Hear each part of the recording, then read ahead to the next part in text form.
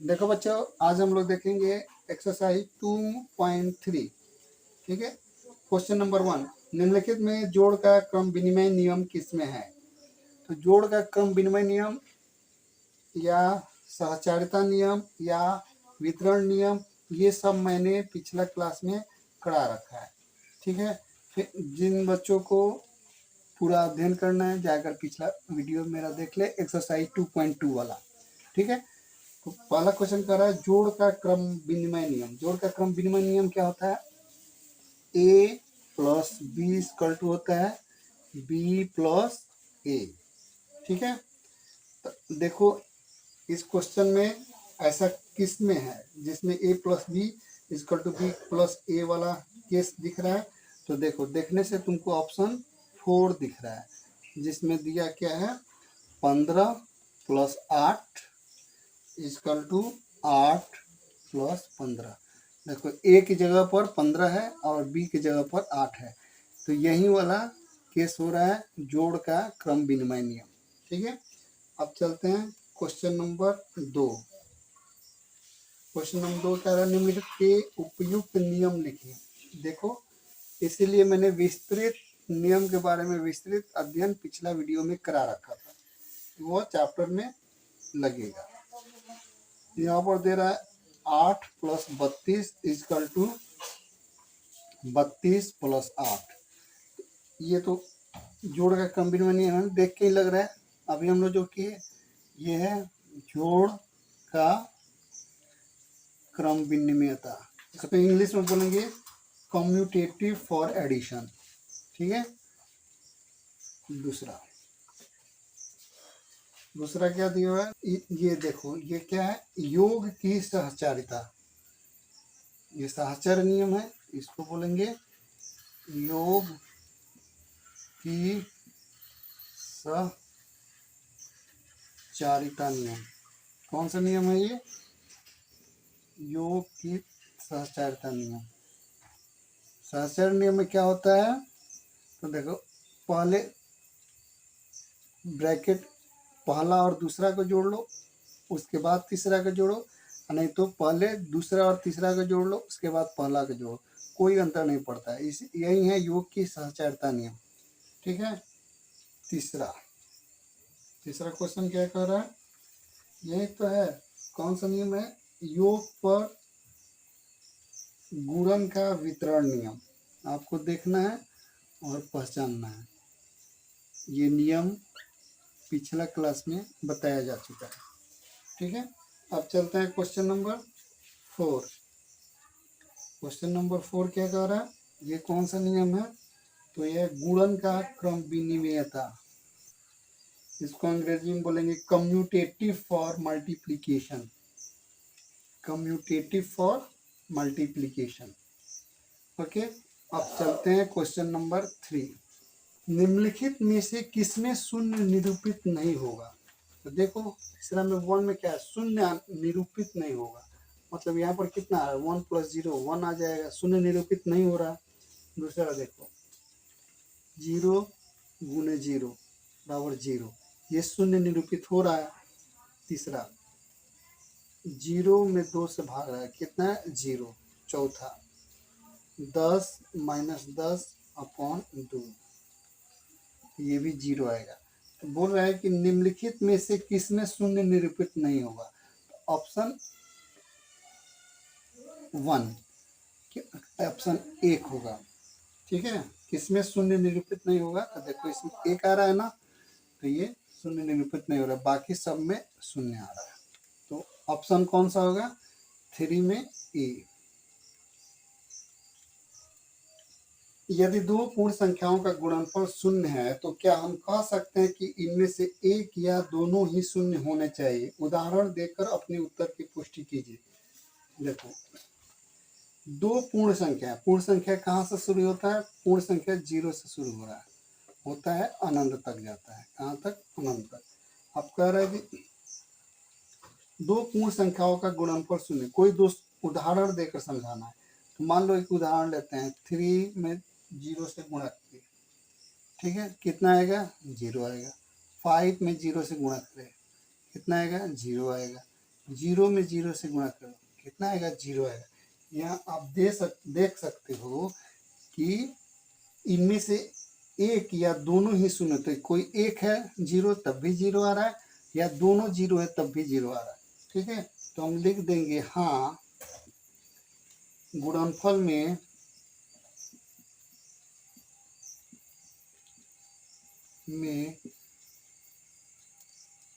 एक शून्य या दोनों शून्य हो सकता है, ये कथन सत्य है। ठीक है, उदाहरण देकर हम अपने उत्तर की पुष्टि कर दिए। Question number 5। क्वेश्चन नंबर 5 क्या कह रहा है? यदि दो पूर्ण संख्याओं का गुणनफल एक है तो क्या हम कह सकते हैं कि इनमें से एक या दोनों ही एक के बराबर होनी चाहिए? देखिए, दो संख्याओं को गुणा करने पे एक आया। ठीक है, तो मान लो 6 में 1 से गुणा कर रहे हैं, कितना आएगा? 6 आएगा। 5 में 1 से गुणा करो, कितना आएगा? 5 आएगा। और जब 1 में 1 से गुणा करोगे तब भी 1 आएगा, बाकी किसी भी केस में 1 नहीं आएगा। तो ये जो कथन कह रहा है कि इनमें से एक या दोनों ही एक के बराबर होने चाहिए, ये गलत है। अगर दोनों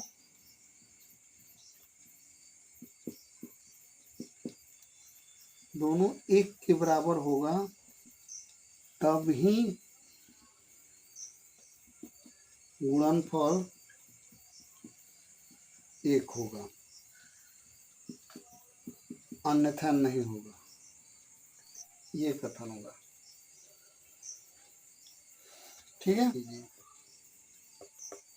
वितरण विधि से ज्ञात कीजिए 638 गुने 101। डिस्ट्रीब्यूटिव प्रॉपर्टी से निकालना है, इसको सॉल्व करना है। सिंपल नहीं सॉल्व करना है, प्रॉपर्टी लगा के सॉल्व करना है। तो वितरण विधि होता क्या है, पहले ये जान लो। वितरण विधि, वितरण विधि, वितरण विधि होता क्या है? ए गुने बी जोड़ सी इक्वल टू होता है ए गुने बी जोड़ ए गुने सी। ये वितरण का नियम है। ठीक है, यही प्रॉपर्टी लगाएंगे और सॉल्व करेंगे। पहला क्वेश्चन क्या है? 638 इंटू 101। तो आप हम ऐसे लिख सकते हैं 638 गुने 100 प्लस 1। वितरण का नियम इस फार्मूला पे बैठा दिए, तब तुम क्या लिख सकते हो? 638 गुने 100 जोड़ 638 गुने 1। ठीक है, तो ये कितना हो गया? 638 डबल जीरो जो 638। जब तुम जोड़ोगे तो ये आ जाएगा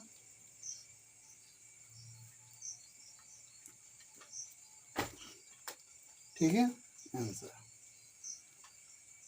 अब क्वेश्चन नंबर 6 का 2।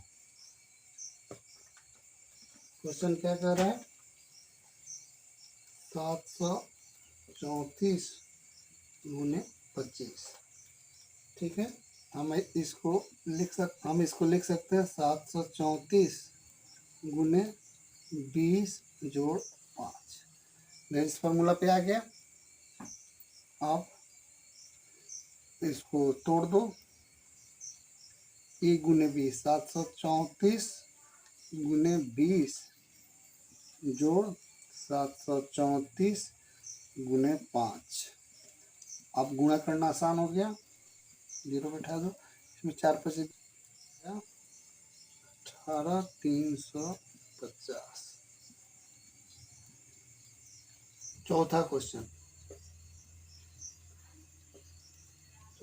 क्या है? 3175 गुने 125। ठीक है, अब इसको हम कैसे लिख सकते हैं? 3175 गुने, इसको लिख दो 100 जोड़ 20 जोड़ 5।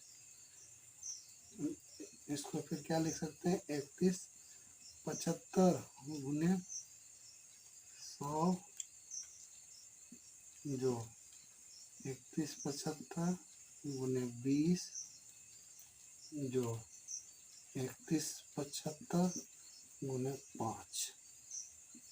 ठीक है, अब इसको गुणा करो तो 3175, अब इसको गुणा करो तो आ जाएगा 63,500, इसको गुणा 15,875,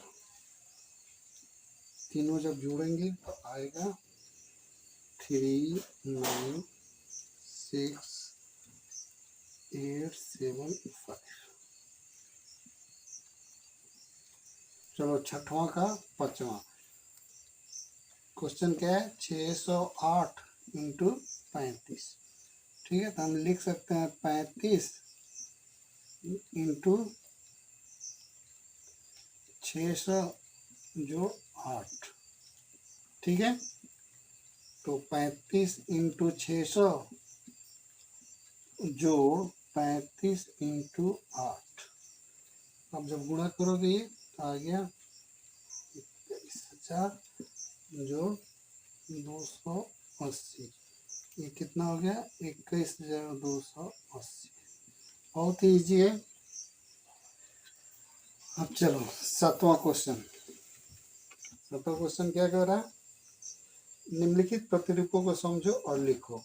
तो कुछ नहीं है, प्रतिरूप देखो, 1 गुने 8 जोड़ 1 किया है तो क्या आ गया है 9।